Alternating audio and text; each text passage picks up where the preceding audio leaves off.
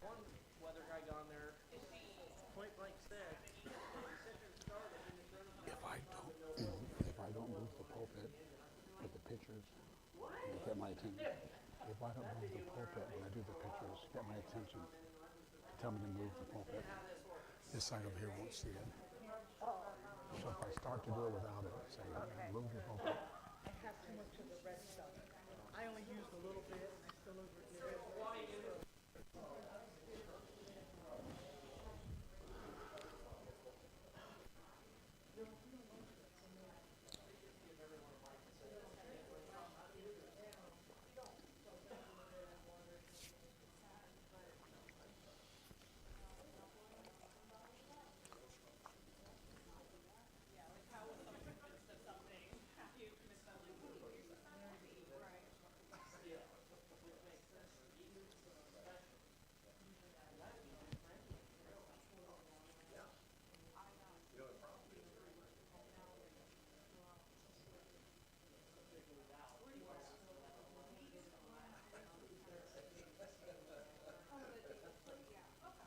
Well, did you chew as fast as you could chew?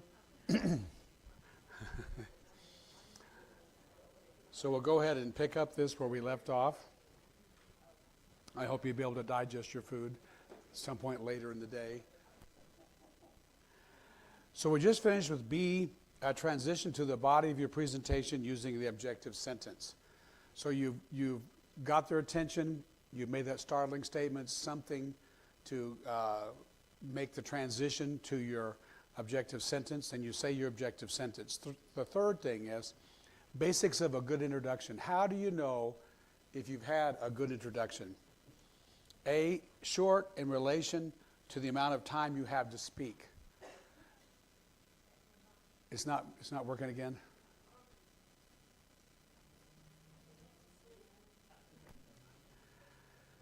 So you have to gauge how long is my lesson, how much time do I want to devote to the introduction, how much time do I want to devote to the conclusion. Again, this has to deal with time management. A lot of times we don't manage our time well. What is the most important part of your lesson? Is it the introduction, is it the points, or is it the conclusion? It's the points. And if your introduction goes so long that you rush your points, you're going to be frustrated. Where does your application come from? It comes from the points. Because if you want to say do justly, well, you've got to talk about what does do justly means, then you've got to apply that. And if you really heavy loaded your introduction and it was so long that you just had to just kind of rush through your points, you might be able to define your point, but you're not going to be able to apply your point. So that's what we want to say. How long is my lesson? What am I willing to give to the introduction? What am I willing to give to the conclusion? Because your points is what you want to make sure you reserve time for. It's got to be clear. Remember, if you lose them in your introduction, you're not going to get them back. So you got to make sure what you do is crystal clear to everybody. Appropriate for your audience. Anybody here work with teens? Anybody here work with teens? Okay, a couple of you do. We have to warn these guys. The stuff you say in your class with teenagers doesn't fly well with the adults. They don't like jokes, clerks burp, and all that kind of stuff in it. So I always warn youth people, make sure you know your audience. D, appropriate for the spirit of your presentation. And I've seen this happen so many times. You have to say, what's the spirit of my presentation? Now, in all honesty, if you're going to teach on Luke 16, on the rich man in hell, would you say that that's a fairly serious message? So the whole tenor of that message is going to be serious. You don't start off with a funny joke. You don't want to take it from here and then get them down here with you down here. So you've got to say, what's my presentation like? And you've got to make sure it's a part of your spiritual presentation. It's got to be leading to the central theme. Everything you do is about what do I want them to do. Everything. If your introduction is long, confusing, filled with chit-chat, and has nothing to do with your central theme, by the time you get to your lesson, nobody cares anymore. So remember, it's got to lead to the central theme. Number 4, evidences of poor introduction. Apology ridden. Never start off with an apology. Like, you can't believe how busy my week has been. I mean, everything went wrong at work. Everything went wrong at home. Everything went wrong with my car. Everything went wrong with my marriage. Everything went wrong with my children. And I barely had time to work on a lesson. They'll figure out your lesson is pathetic soon enough. You don't need to give them a heads up that this is going to be a pathetic lesson. So don't start with a bunch of apologies. Don't make it predictable. Don't always start off with a startling statement. Don't always start off with a story. Mix it up, okay? And complex. You don't want it to be complex. The third element is the conclusion. For purposes of a good conclusion, A, it restates the central theme or the desired result. You're going to restate it. I mean, remember, the whole thing has centered around the central theme. What do I want them to do? Now, again, especially in the older kids and somewhat in younger kids like Karen talked about, apply as you are teaching. One of the mistakes we make in application is we teach a 30-minute content lesson. And then we take 5 minutes when the lesson is over to apply it. People only listen to what's interesting to them. People only listen to things that apply to them. If it doesn't apply to them, they stop listening. And so if you have done nothing to apply it to that last 5 minutes, they're going to miss your application completely because it didn't apply to them. One of the things we have to work with missionaries a lot on is the letters that missionaries write. And what we try to teach them is what missionaries want to write about and what the people in your church want to hear about is two different things. And there's a huge disconnect with a lot of missionary letters because they're a bunch of chit-chat about my family and their birthday party and all this other kind of stuff. And you're glad they have a family, you're glad they have a birthday party. In all honesty, you did not give to missions to support a birthday party. Probably not. You know, when you gave that sacrificial check, you said, I hope this is the best 6th birthday party Molly will ever have. Chances are that's not what was on your heart when you gave that money to missions. Chances are what was on your heart was what happened spiritually to the people that God has called you to reach. So we have to try to teach missionaries, you need to talk about what your supporters, what your prayer warriors are interested in. Same thing here. You've got to say, remember we keep saying this, consider my audience. I mean, you could teach the same lesson. Every one of you in here could teach Micah 6:8. But I can tell you that every one of you are going to have a different way that you're going to present it. Because in 3rd grade, it's going to mean this. In 7th grade, it's going to mean this. In adults, it's going to mean this. So your whole approach is going to be different. So when you restate the central theme, hopefully you have said something during the lesson that you're just restating. Do you remember when we talked about Daniel and he prayed? And remember we talked about praying in public like Daniel did? And now we're at the conclusion. And now we're going to restate it. Remember, we're going to restate it in a way that requires action. What opportunities do you have to pray in public? Has anybody here ever prayed in a restaurant and somebody came and paid your bill? I've had that happen to me. They came up and just thanked us for praying and said, we paid your bill for that. That motivates me to pray in restaurants. I don't know about you, but people notice things like that. People notice when you bow your heads in a restaurant and pray. People notice that. So you're coming now to making sure that they have to make a decision. So you're restating what you want them to do. B, it reminds the listeners of the points that led to the desired result. So you say something like, I hope tonight you have seen the reasons, and whatever your central statement was, whatever your reasons were, or whatever your principles were, or whatever your facts were, or whatever questions you ask. It reminds them of your points. And then C, it reinforces the application of the desired result. D, it tells the audience how to accomplish the desired result. Now, we started this over here. In your introduction, you always give a short why. Why should you do what I'm going to tell you to do? Whether it's a why or a how, you'll give them why.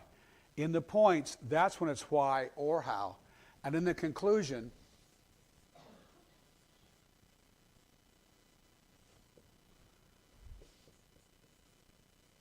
It's always how. The conclusion needs to be a how. Let me explain that.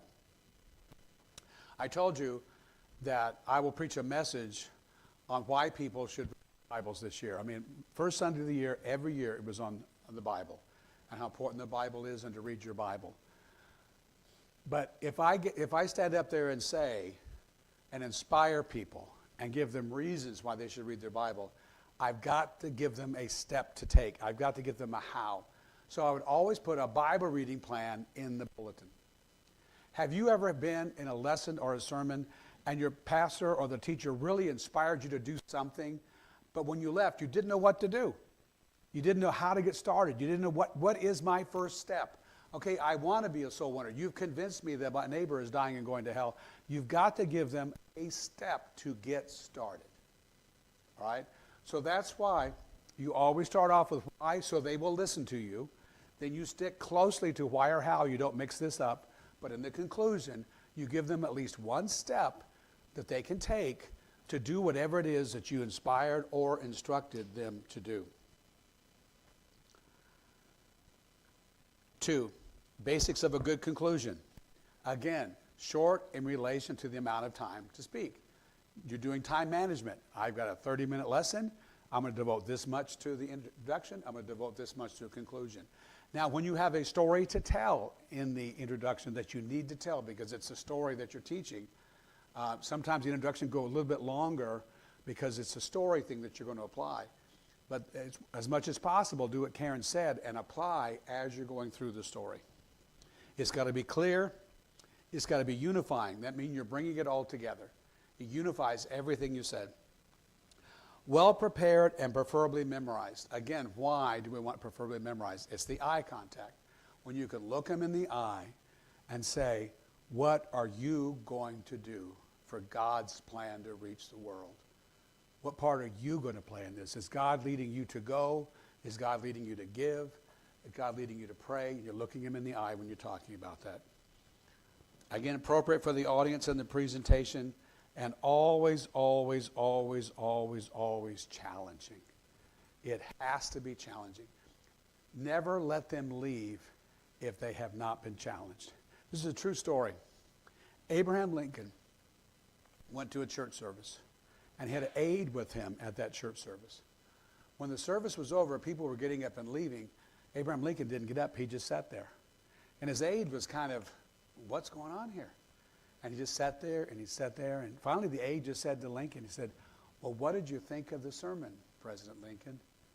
And Lincoln said, I don't think he did a good job. He said, why? And Lincoln said, because he didn't challenge us to do something great. And our job is to challenge people to do something great. Do you believe it is something great to do what God has told us to do? It's the greatest thing in the world. It's the greatest thing in the world for somebody to pray. It's the greatest thing in the world for somebody to witness to their neighbor. It's the greatest thing in the world for somebody to read their Bible. It's the greatest thing in the world to forgive so that God can work in those people's lives. That's the greatest thing in the world. We've got to have that challenge. Now, the fourth element is application. This used to not be a part of what we did, but so many people and pastors ask me to make this part of what we present, because we talk about application, application, application. And a lot of times we really don't know how to apply what's happening. Application for me is fairly easy, maybe because I've been doing this for so long, or my brain thinks in terms of application. I don't know about you, but when I read the Bible in order that I might become more like Christ. So, I have a goal when I read my Bible. So when I'm reading it, I'm just not reading this and that and the other. When I read the Bible, I think, oh, look what they did. They did that right. Look what they did. They did that wrong. God is telling me this here, and God's telling me this here. A lot of people don't read their Bibles that way. A lot of people don't teach this way. So I apologize to you. This is a college level presentation on application, but I think it really is easy enough for all of us to really get what we're talking about. James chapter 1, verse 22 through 25. Be ye doers of the word and not hearers only, deceiving your own selves. For if any man be a hearer of the word and not a doer, he is like unto a man beholding his natural face in a glass. For he beholdeth himself and goeth his way, and straightway forgetteth what manner of man he was. But whoso looketh into the perfect law of liberty and continueth therein, he being not a forgetful hearer, but a doer of the work, this man shall be blessed in his deeds. I believe the Bible is application. And just like Karen said, people don't know the Bible nowadays at all, and people don't even think about application at all. When the average person comes to a church, they don't really think, does this apply to me? If they did, a greater percentage of people would be tithing. A greater percentage of people would be reading their Bibles. A greater percentage of the people would be inviting their lost friends to the Lord. They're not doing it. They're just not doing it. We get up here and we work so hard, and they just don't do it. So we have to recognize it is our job to provide specific application. That's why I said you could teach the same verses, have a totally different lesson, because there's one application to a third grader, another application to an eighth grader, another application to an adult, just because of their stage of life and what they're dealing with. So Nehemiah chapter number 8, we talked about reading the word, we talked about explaining the word, and we talked about applying the word. So how does this work? Application helps your audience obey and trust God from the text that you have explained and illustrated. So it's our goal to help them to obey. When asked the hardest part of writing a lesson, many pastors and teachers will acknowledge several challenging aspects such as exegesis, outlining, and delivery. But the clear winner is application. That's the hardest part, is making sure that what we have taught is not just these are all the parts of the tabernacle, but you can teach the tabernacle with application if you've studied it well enough to know where the application is. Danny Atkin, president of the Southern Baptist Theological Seminary, said, application is the process whereby the expositor takes the biblical truth of the text and applies it to the lives of his audience, proclaiming why it is relevant for their lives and passionately encouraging it to make necessary changes in a manner congruent with the original intent of the author. That's our job. So we need application because all messages and lessons involve a so what and what now. Those are two fantastic questions to ask about the lesson that you're going to teach. You get up there and talk for 30 minutes. Ask yourself, so what? So what? What difference does this lesson make? So what? Or what now? What's supposed to happen because I taught this lesson? Fantastic questions to ask. We have not preached a great message or taught a great lesson if all we have done is provide biblical information for our audience. They need that application. Howard Hendricks said, application is the most neglected yet most needed stage in the process. Too much Bible study begins and ends in the wrong place. It begins with interpretation and it also ends there. The Bible does not exist to satisfy your curiosity. It is written to transform your life. You know, I honestly believe the Lord's coming back soon. I don't know about you, but I honestly believe the Lord's coming back soon. I love Bible prophecy. I love it. But you know, there are a lot of people that get so involved in Bible prophecy that they forget what they're supposed to be doing now. And that's why I like what 1 Peter says about it. First or second, I can't remember which off the top of my head. What Peter said about this. How then should we then live? Okay, since we know these things, since we know Jesus is coming back, how should we live? That's called application. Any prophecy that we have should cause us to live differently because of what we have learned. Spurgeon said, where the application begins, there the sermon begins, when we begin to apply it. Most of your audience do not come to church having lost sleep over the Canaanites. Would you kind of agree with that? Most people didn't say, what about those Canaanites? And you can have a fantastic lesson on the Canaanites and people say, so what? What was that supposed to do for me? They have lost sleep over spiritual, family, financial, health, job, and school issues. And if your message or lesson did not make any difference in any of these issues, your audience will feel the Bible is not relevant to them. Remember, I told you, if you go 30 minutes in a lesson and then you apply it, by that time most people have checked out because they don't see how this applies to me. Why do I go to church to learn about that? Because it's supposed to transform our life. And if we haven't done that job, they check out. Your audience needs to know how the Bible speaks to their lives. B, application builds a bridge from the message or lesson text to where your audience lives. That's what application does.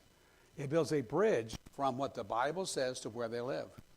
Application helps your audience close the gap between what they are and who they know they need to be in relationship with the Lord and the people in their lives. Then, application is necessary because it requires a decision on part of the audience. And how many times have we talked about that? To the place where they have to make a decision. Application is more than just pointing out a problem. You need to help your audience understand exactly what the text says the problem is, and you need to show your audience what to do about the problem that is consistent with the truth in your text. We're building that bridge. So now we get very practical. That's the theory of it all. Let's get very practical now. 4, application diagnostics. Now, when you are preparing a lesson, this is the questions that you ask so that you can apply it. Number 1, who? Who? Who will listen to this message or lesson? Again, know your audience.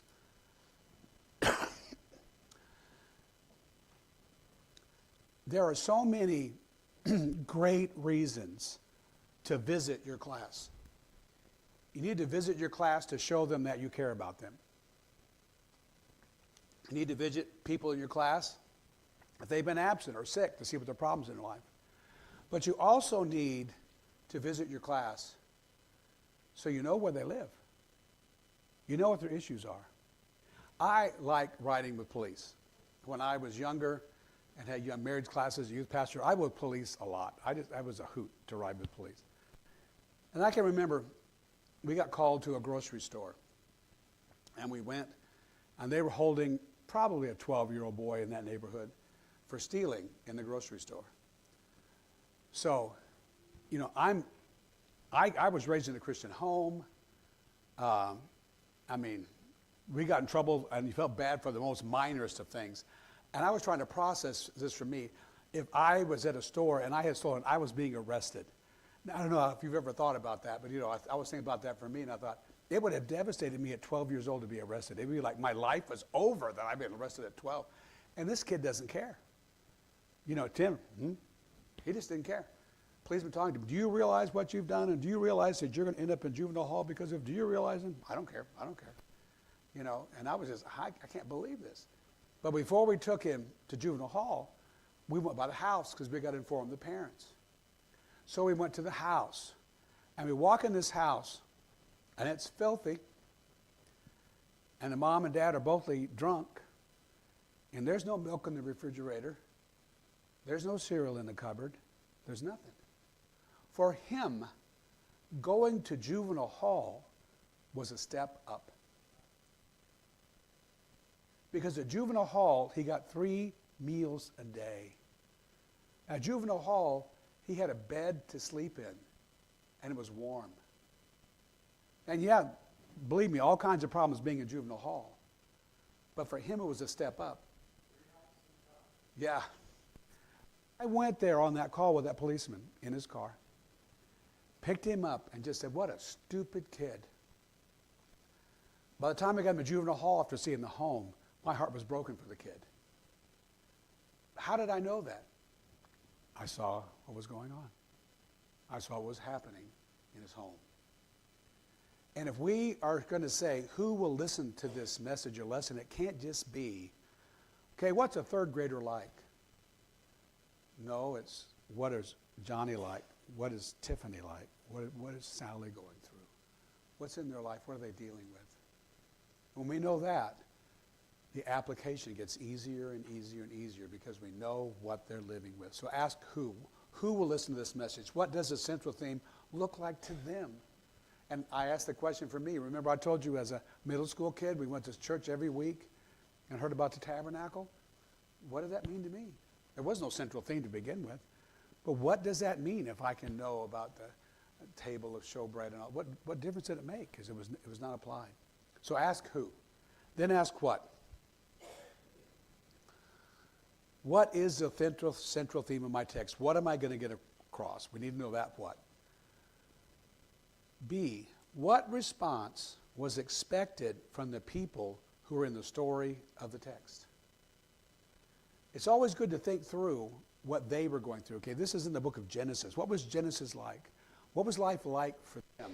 And what was the response that they were supposed to give in that text? See, what may hinder my audience from the response the text is calling for? Okay, I've got 7th grade kids in my class. I'm going to tell them, the Bible says this. This is what you're supposed to do.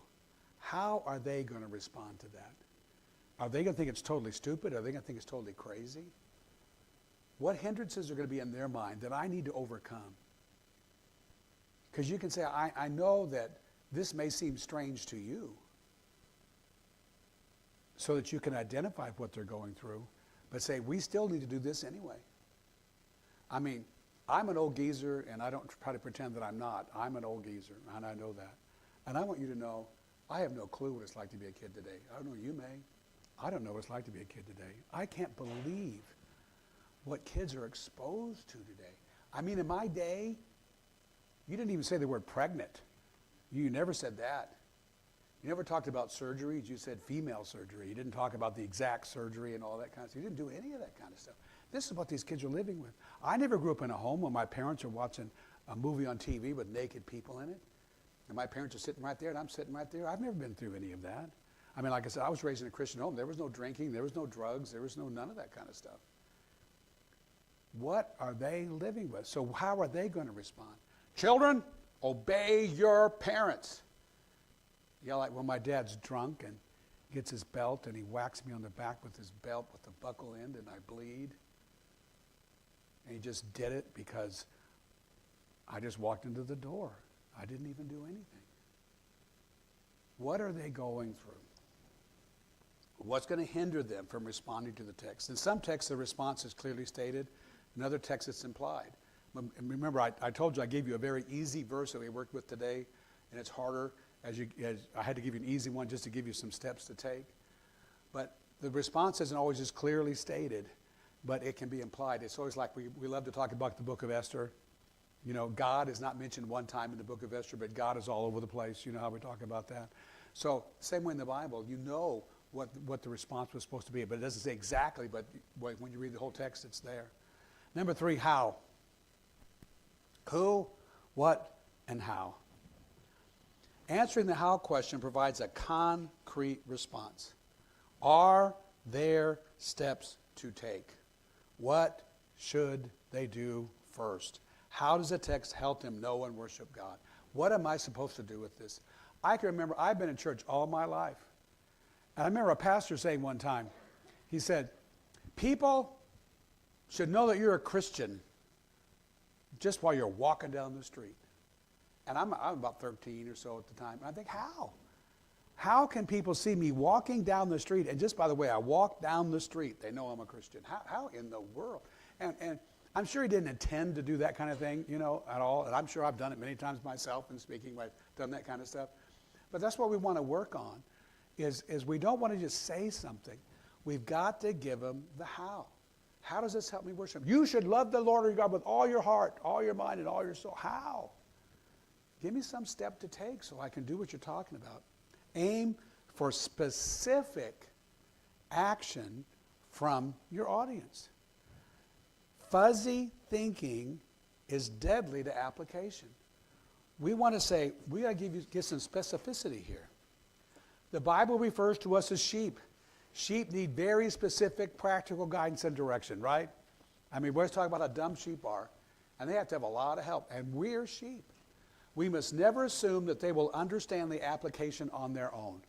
And I've heard that so many times, where a preacher has given a content message and he ends the message saying, now you know what to do it. We don't know what to do. All it was a bunch of content. You didn't tell us what to do. You didn't give us any help at all. See, application must be God-centered and Christ-focused. The main purpose God has for us is to know Him, love Him, and obey Him. Sin is the problem, and Christ is the answer. So the solution to any problem is a person, and His name is Jesus. We can't forget that.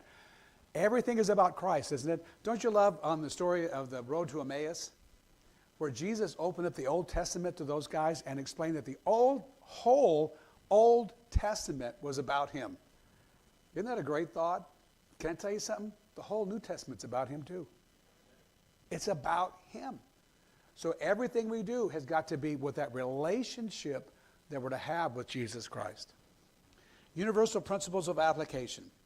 Now this stuff has been around forever. I'm going to read you now. The universal principles of application.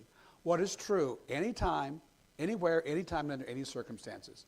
So when you're looking at something, here's questions that you can ask to be able to apply things. Is there an example for me to follow? Is there a sin to avoid? Is there a promise to proclaim? Is there a prayer to pray? Is there a command to obey? Is there a condition to meet? Is there a verse to memorize? Is there an error to avoid? Is there a challenge to face? Is there a principle to apply? Is there a habit to change, or start, or stop? Is there an attitude to correct? Is there a truth to believe? See, those 13 questions, when you look at it, you can say, okay, here's how I can apply this. Here's what I can use for this. Now, a guy named Hans Frizzle, in Unlocking the Scriptures, put the universal principles that have been around forever into 4 broad relationship categories. So he's taken those things and he made this example of it, which I love. So when we talk about application with God, is there a truth to understand, a command to obey, a prayer to express, a challenge to heed, a promise to claim, or a fellowship to enjoy? When we're trying to apply something to a person individually, is there a thought or a word to examine, an action to take, an example to follow, an error to avoid, an attitude to change or guard against, a priority to change, a goal to strive for, a personal value or standard to uphold up, a sin to forsake? And then with others, a witness to share, an encouragement to extend, a service to do, a forgiveness to ask, a fellowship to nurture, an exhortation to give, a burden to bear, a kindness to express, a hospitality to extend, an attitude to change or guard against, a sin to forsake. And then when it comes to the problems we have with Satan, a person to resist, a device to recognize, a temptation to resist, a sin to avoid and confess, a piece of spiritual armor to wear. So now I've given you all this, and like I said, I love having the outlines printed. I love the fact that you've taken notes. I love the fact you're taking this with you. So when it comes to your lesson, this will spur your mind about the text that you're using, the story that you're using, to say, okay, how do I make it real in the lives of people around me? See, don't forget to point out that your audience will need God's grace and power to accomplish anything in the spiritual realm. So we're not saying that we can just sin to confess and we're done. We always have to realize that it takes God's grace and power to do anything. Our walk with the Lord cannot be reduced to a to-do list. Make sure you never do that. When we always say that, it's a relationship. It's a relationship with Christ. So we don't want to forget that. We are in a relationship with the Lord, and a relationship based solely on to-do list is superficial relationship. None of you here would want to be married in a to-do list situation, where your marriage is reduced to, you take care of this, and I take care of this, and everything will be fine. That's not a relationship. The number 4 is why. Why should my audience respond to the truth in the text this way? Motivation is the key element in many Bible lessons. Why should I do this? You're going to know the first one right away. But this world needs why. When I was in school, I don't remember us asking why questions. But boy, do kids ask that today, don't they? They're not going to do anything until they know why they have to do that. And we need to be aware of that. So what's the biblical motivation for doing it? Well, of course, number 1 is obedience. I mean, that's always got to be number 1, is that we should do this just because we want to obey the Lord. 1 John 2:3, and hereby we know that we know him if we keep his commandments. Number 2 is love. John 14:15, if you love me, keep these commandments. So we should just keep them because we want to obey. We should keep them because we love. I do a lot of things as a husband because I love Karen. If I don't have that relationship with her, there's some things I stop doing. I do it because of love. 3 is positive impact in the lives of others. Every one of us are an example to other people. 1 Corinthians 10:6 says, now these things were our examples, to the intent that we should not lust after evil things as they also lusted. We are an example to others. We are constantly leaving a testimony about other people. When we are in a situation where a hard decision has to be made, you make the right decision, you're a good example. You make the wrong decision, you're a bad example. Every one of us in here have an audience. And every one of the people you teach or the kids you teach have an audience. And you want them to know you are helping other people come to Christ just by doing the right thing. Just by doing what God tells you to do. You're a good example. And then 4 is rewards. I personally believe that Christians are clueless about the fact that we have rewards. And that when you do things here on this earth, you're investing in your eternity in heaven. People don't even think in those terms at all. But there's rewards. Hebrews 11:6. But without faith it is impossible to please him. For he that cometh to God must believe that he is, and he is a rewarder of them that diligently seek him. Fantastic rewards. In fact, the Bible talks about rewards in the book of Matthew and all that, exceedingly great rewards. Well, exceedingly great will be your reward in heaven. And we just kind of write that off because we're just living in the now. Application is about showing our audience how to glorify and serve God by applying the biblical truth in the text we're using that week. Our message or lesson has to be more than just scripturally grounded and theologically correct.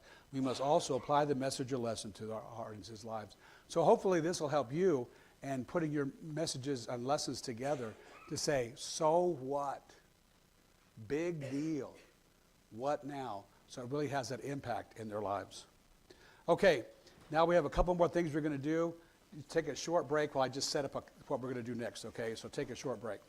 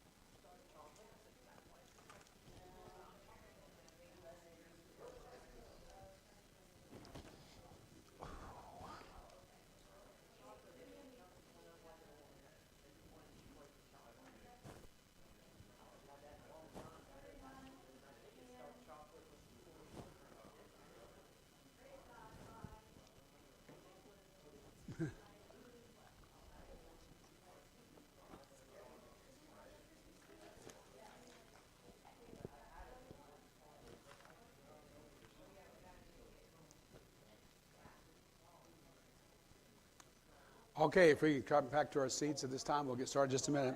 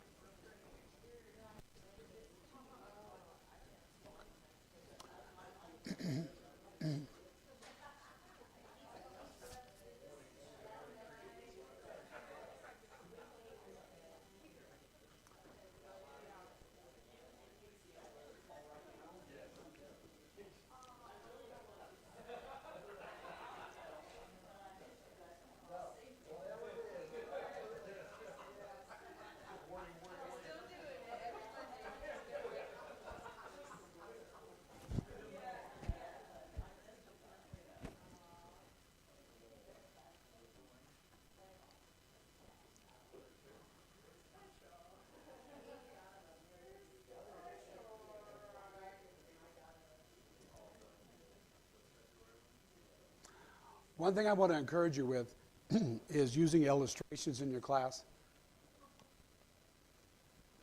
When we do this with our 3-day workshop, we talk a lot about illustrations, but I just want to give you one of the reasons to do illustrations in your class. Unfortunately, surveys show that your audience quickly forgets most of your presentation. They forget 50%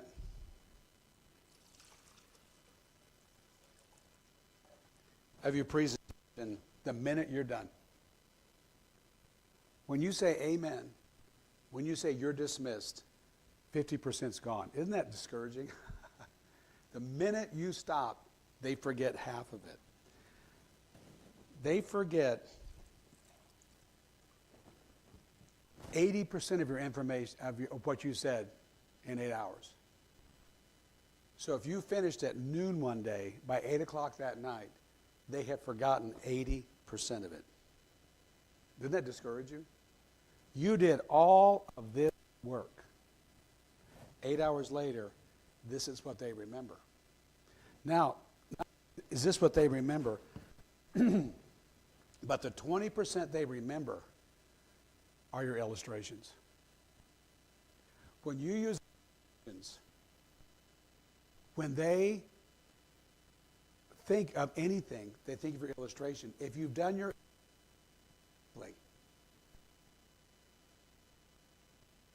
the reason I did this just now is, if I had just told you that, it's different than when you saw it. If I just got up there and read those facts to you, you would have forgotten it as soon as I read the facts. But just because I did this means you're going to remember, this is what they remember in 8 hours. And what they really remember are your illustrations. Illustrations are stories. Illustration is an interactive, some kind of interactive illustration. It's using somebody from the audience for something. I love doing that with teenagers. When you bring a teenager up that's in the class, instantaneous, everybody's got your attention, and whatever you say, they're going to remember, because you did it with Johnny. An illustration allows you to say the same thing twice. I can say, God says tell the truth. The Lord is concerned that we tell the truth. Or I could say, the Bible tells us to tell the truth, and then do some kind of an illustration like this. And I've said the very same thing twice, but they're going to listen a whole lot more. When I preach in Canton about 6 times a year on Sunday morning. And when I preach in Canton, I always have an illustration. If I don't have an illustration now, they would probably run me out of the church, because I have so many illustrations that I use. You'll be amazed at all the illustrations there are in the Bible that you can use. So I just want to encourage you with that when you can think of a visual, we think of that with children a lot, which we should. But we also need to think of it with adults too, with older people too. I'm sorry, I'm going to sit down. You may have to move away a little bit, but I'm old enough now that I've stood as long as I want to stand. Let me rephrase that. I've stood as long as my back will let me in. Let me be the truth about it. Yes?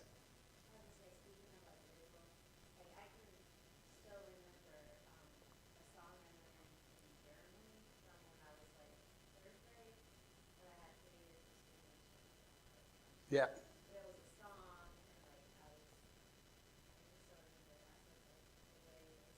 Yeah.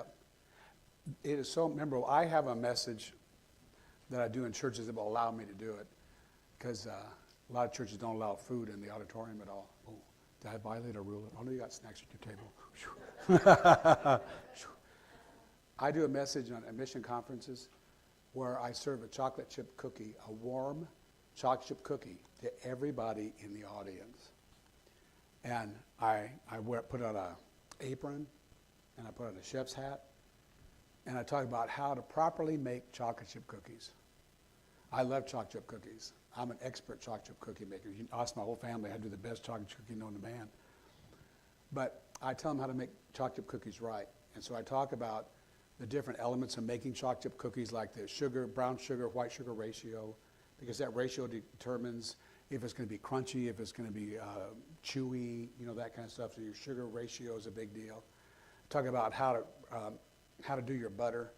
You never put your butter in the microwave and warm it up. That's the last thing you should do. You put it in the bowl and put the white sugar on top of it, and the white sugar is like sand, and you beat it together, and that kind of puffs it up, and it makes your cookie a whole different texture. You can have the butter as cold as possible, beat up by the white sugar than the brown sugar.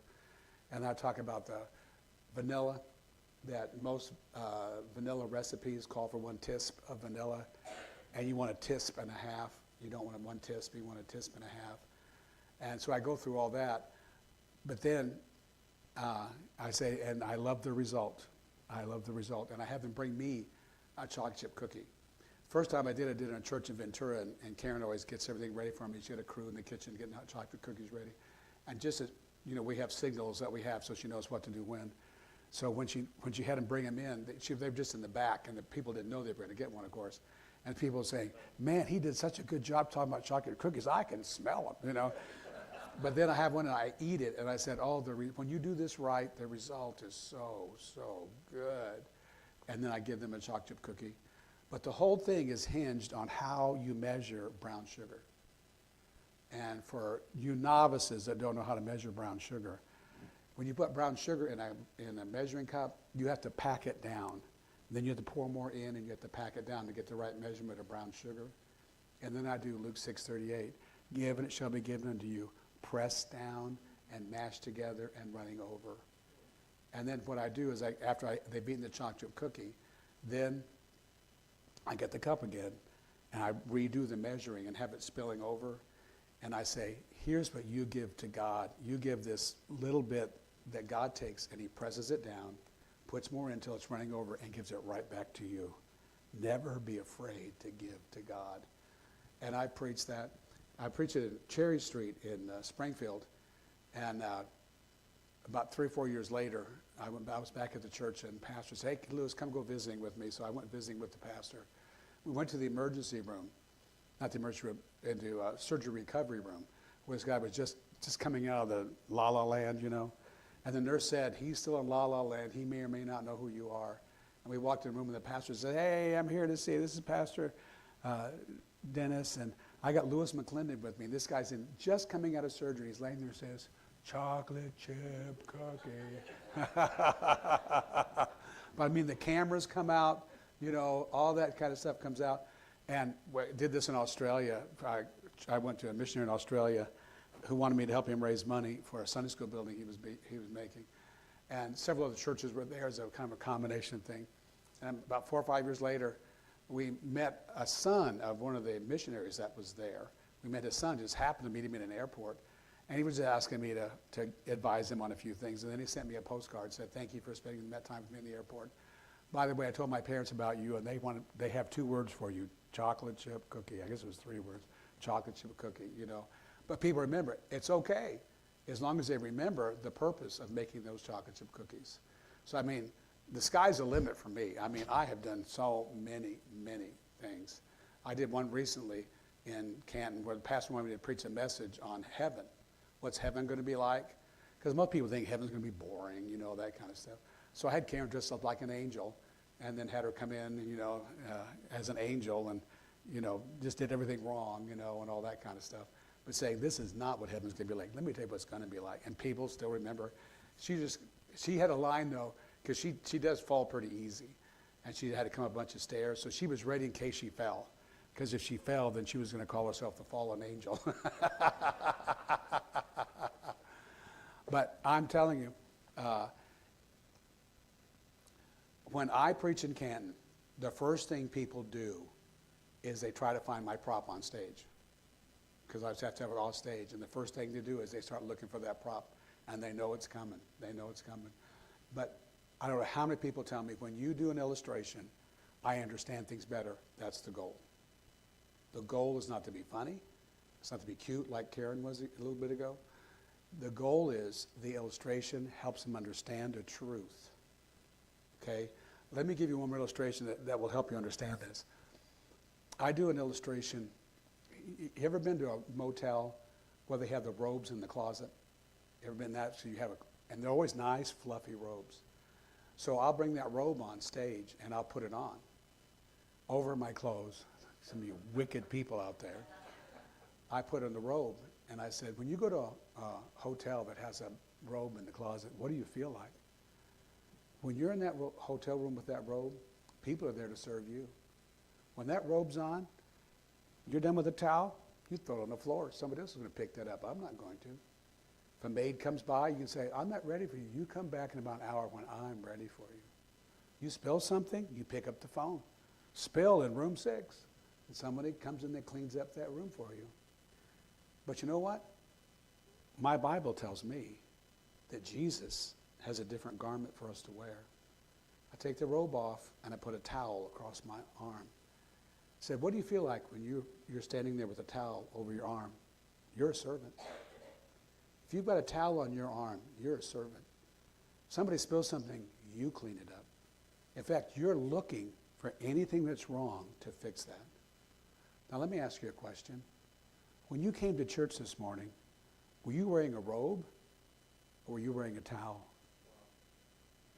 Because when you come to church and you say, sing the songs I want to hear, you're wearing a robe. When you come to church and you say, make it a 30-minute message today, I don't want a 45-minute message, you're wearing the robe. If you can walk by a piece of paper on the floor, you're wearing a robe.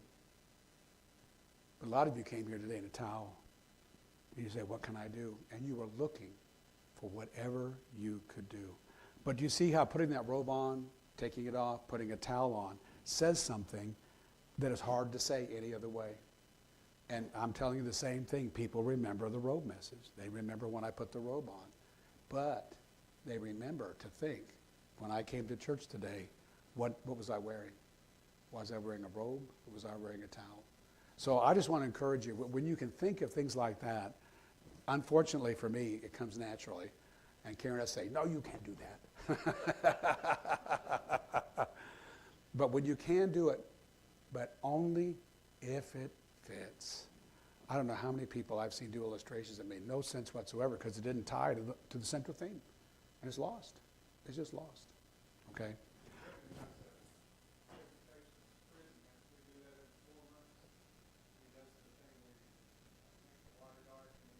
Oh, yeah. Oh, yes. Exactly, because they remember the illustration helped them remember the point. It's very vital. So I just want to encourage you. I just showed you a couple things, but I mean, I like one. I was a fireman, a volunteer firefighter when I ran the camp, and we had to have a go bag because we were in the area of forest fires, and I was in a lot of forest fires. And when the forest fires come, you get toned out, and you go to the station, and then you're part of a strike team.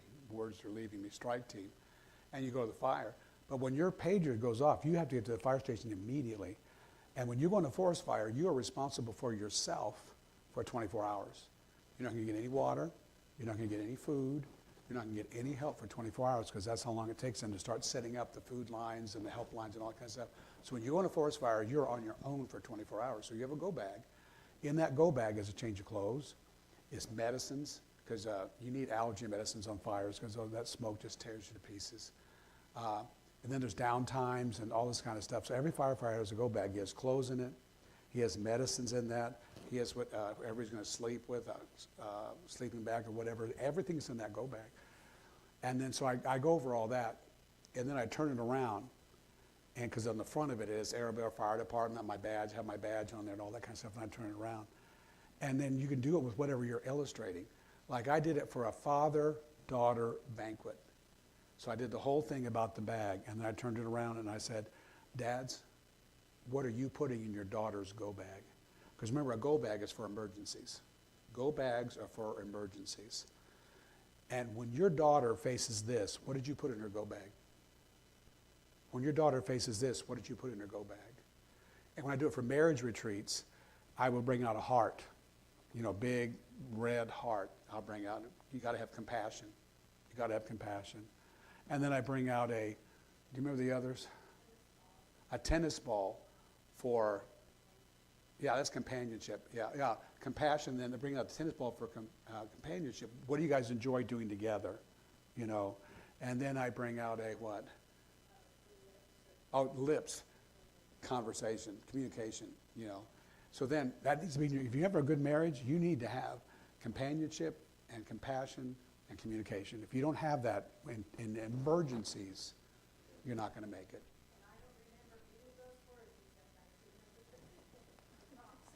Yeah, you remember the props. Yeah. So anyway, I usually spend 2 hours on this with the missionaries, getting this across to them. But anyway, it's biblical. Okay. Ezekiel, just read the book of Ezekiel. In the book of Ezekiel, God told Ezekiel, I want you to build a hill and put ramps around the hill. And I want you to have an army over here, an army over here, and I want this army to attack this army over here. This is Ezekiel chapter 4. So he had to build a hill and ramps around the city and an army attacking. And it wasn't even junior temple. This was for the adults to see.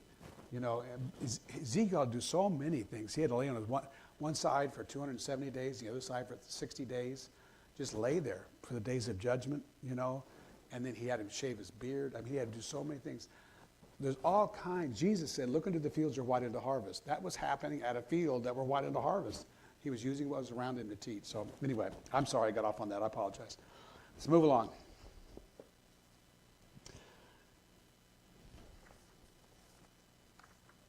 This is not in your books. I want to talk about more of a practical thing than a spiritual thing when it comes to communication. Remember I told you we don't want to be boring? Do you think the most miserable thing in the world is for the Word of God to be boring? But a lot of times it is, because we make it boring. We don't make it exciting. We don't make it really alive in their life. Part of what you need to do is to learn about body language, to learn what you are communicating with your body, and how to do a better job at it. We've talked about eye contact, and let me talk to you a little bit more about eye contact. If you want to be a good teacher, you need to learn to establish good eye contact, because good eye contact communicates confidence, conviction, and believability. What do you think about a person who's talking to you who won't look you in the eye? Are they suspect? If they won't look you in, they won't look you in the eyes, there's a problem. And people have a problem with us because we won't look at them. So we need to have good eye contact. To do that, we have to avoid some bad habits. Here's some bad habits when it comes to eye contact. The first one is the cloud watcher. The cloud watcher is looking up past everybody. Now, when I was in Bible college, I was taught to find the last person on the last row and about 6 feet above his head put a dot and look at that dot. I was actually taught that. That's a cloud watcher, somebody who will not look at the audience. It's always looking past the audience. You don't want to do that. You don't want to be a shifter. That's somebody just constantly moving their eyes, constantly changing what they're doing. Because a lot of times when people start trying to have eye contact, that's what they do. They start looking around like this, and that's distracting. You don't want to be a karaoke singer. Remember what a karaoke singer does? He has a screen with the words, with a bouncing ball. And so you become that with eye contact. I got you, I got you, I got you, I got you, I got you, I got you, I got you, I got you. You don't want to be a sweeper, just constantly doing this. That's not eye contact. You may be looking in the direction of people, but you're not looking at people. My favorite bad habit is the dreamer. Isn't it just wonderful that we're here today? No, it's not. You're sound asleep. Employ these essentials of strong eye contact. Here's how to have strong eye contact. Learn to look at people, and learn to look at people to complete a thought. If you want to know true eye contact, it's learning to have complete a thought. And here's what we're talking about. I can be looking at you and looking at you too. I'm making eye contact. This is good eye contact because I'm not sweeping. But then you also at times want to have really powerful eye contact. And by that we complete a thought by looking at one person. I want you to know that God loves you. Now see, I completed a thought with him, but even though I completed with him, did that affect everybody in here? By me telling him God loves you that way, then that communicates that to everybody in the room that you have. Now, I have zero problem with eye contact. None whatsoever. Some of you do have a problem with eye contact. And this is what you do to learn to have better eye contact. Completing a thought with one person, it's helping you to be able to say, okay, I can look at people. All right? No question, some people feel uncomfortable when you're looking at them, but it's worse to have no eye contact. It's much, much worse. People need to know you're talking to them, eye contact with them. But that's one of the disciplines that you can develop when it's appropriate with the lesson that you're teaching, to be able to complete that thought. Always be speaking to individuals. Don't speak to the crowd. Don't act like you're talking to a crowd. Act like you're talking to one person. And you do that by eye contact. That way people know they're part of what you're talking about. Create facial expressions to match your words. You've heard this so many times from music directors, haven't you? Do you love the Lord? Yes. Well, let your face know about it. You remember when they'll do that kind of stuff, you know? Well, your face is very critical to your communications. It gives your presentation personality. Facial expressions communicate your enthusiasm. Should you be excited about your lesson? You should be. You should be. Do you think your lesson is the best thing you do that week is when you teach that lesson? It ought to be. You're doing God's work. You're transforming people's lives. It ought to show on your face that you're doing that. And that's why I say it a lot. I'm so glad you're here today. But I can say, I'm so glad you're here today. This is a great lesson. Your face ought to show it. Enthusiasm in your face. There was a guy named Tom Tremendous Jones. I know, anybody ever hear of him? He was a Christian, but he was a motivational speaker for people like real estate agents, things like that. But he was a good Bible preacher too. And we had him in our church. This was in the 1960s, I would say. Yeah, we went to in the 70s we went, didn't we? Yeah, so probably early 70s. So if this was the early 70s, I'm just telling you that because how much worse is it now? But Tom Tremendous Jones says that you have to recapture the attention of adults every 5 minutes. That was in the 70s. Can you imagine what it is now about how short our attention span is now? He says when you speak, recognize that you have to recapture their attention every 5 minutes. He said, my pastor preached a phenomenal message 2 weeks ago. He interrupted my thoughts 6 times. He's telling the truth, isn't he? Because people's minds are wandering. And one of the ways you capture people's attention is with your face. With your face.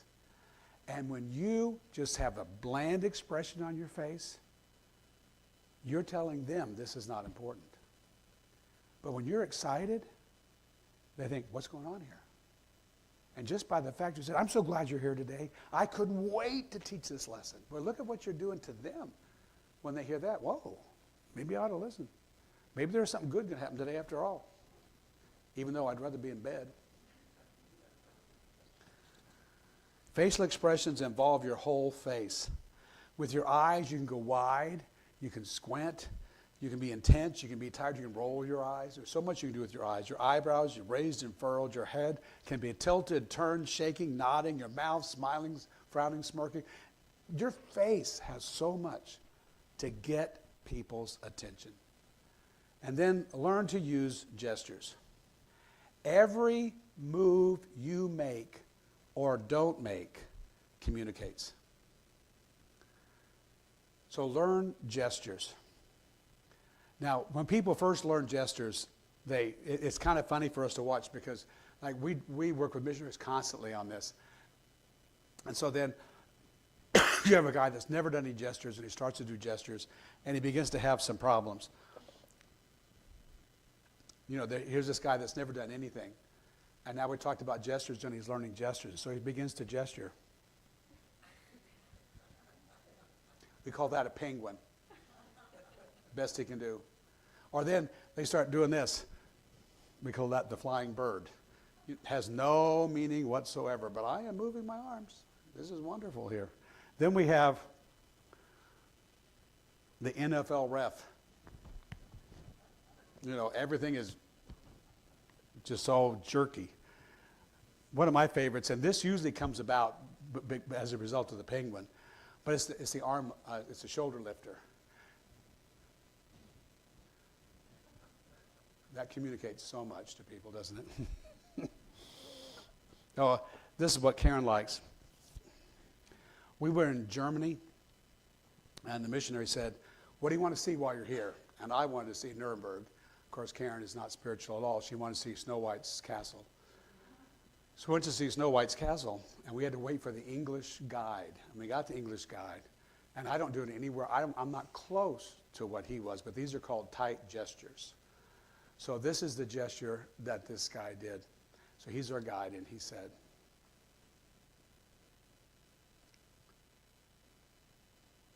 "I'm so glad you're here today. You're going to enjoy this tour.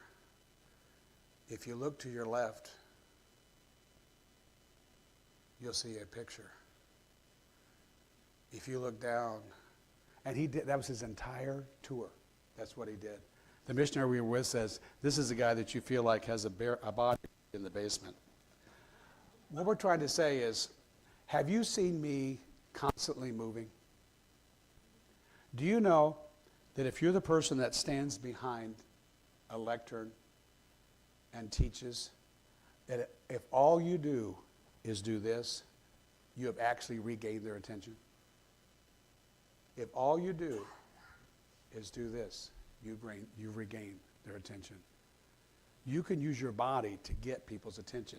Every time I come back down here, every time, I have regained your attention. Every time. Just because you had to move your eyes. Had to move your eyes, which woke up your face, which hopefully engaged your brain. Yeah. And yeah, right. Your voice comes from a different location. So if you learn to use gestures right, but when you move, you want to move with purpose. And it starts with, and again, we're trying to help people who've never done gestures before. But when you first learn gestures, you feel so unnatural. But a lot of people feel unnatural just standing there too. And that's why you have these guys. Because their hands have got to be doing something. They got to be doing something. So we try to teach people a neutral position. Me standing here like this is not unnatural. None of you here are thinking, "What a goofball." That guy is standing there with his arms on his side, at his side. That's perfectly fine. What this does is it gives you a launching pad for what we call purposeful gestures. And this is what I've been leading up to this entire time. Purposeful gestures. If I'm up here doing this, and I said, "Don't forget that the Lord loves you with all of his heart," there was no gestures that meant anything to you. I did everything right. It was just mixed up with all this. But if you say, "I want you to know that the Lord loves you with all your heart," that's called a purposeful gesture. When we work with missionaries on this, it becomes night and day for a lot of them because some of them are just the people that move. And you've seen me move. We have what we call the pacer. This is the person that teaches like this. And the whole time that they're teaching, this is what they do. So we have people that are doing that and doing this and standing there doing nothing. You would be amazed at the difference in your lesson if you added purposeful gestures. A purposeful gesture just means the gesture illustrates, emphasizes, draws attention to what you're saying. And so when you say, God loves you, instead of God loves you, this makes it much more powerful. When you say, God loves you, that is much more powerful. So for those of you that can, break out of your box and say it's okay not to stand behind this the whole time. I know some of you are sitting, and that can make it hard sitting, but you can still try to do things when you're sitting. And we just want to encourage you to say, I'm going to use all of my body. I'm going to use my eyes. I'm going to use my lips. I'm going to use my entire face. I'm going to use my arms. I'm going to use everything to try to get across to people what I'm trying to teach them. And we just say that because some people don't have the freedom to do it. Some people haven't been able to break out of the box to be able to do that. So we just wanted to encourage you with that. That concludes today. You guys have listened very, very well. We're going to get out a little bit early, and I apologize. I know that you wanted to stay here. None of you wanted to go home, because at home you just have housework to do. But let me pray with you before you go. Father, I pray that this day has been beneficial. I pray that this will make a difference in their teaching, that they will be clearer than they've ever been before. And I pray that people will remember what they have said when they need it. So I pray that they will incorporate what we've taught today, that people's lives will be changed. In Jesus' name, amen. Go and sin no more.